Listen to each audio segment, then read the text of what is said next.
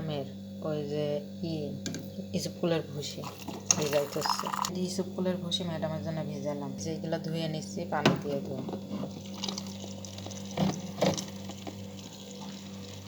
এইটি আমার জন্য miss coffee.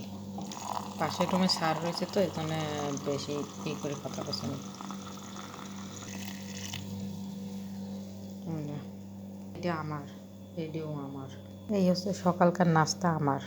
এটির ভিতরে ইসবগুলের ভুসি ম্যাডামের। এটির ভিতরে পানি নিচ্ছি, মাইপি গিলাস দিয়ে পানি নিব, কাঁচের গিলাস দিয়ে। আর এই যে বয়েম নিচ্ছি, আর এই যে বেবি খেয়ার, বেবি শসা। এইভাবে করে পানি মাইপি নিব।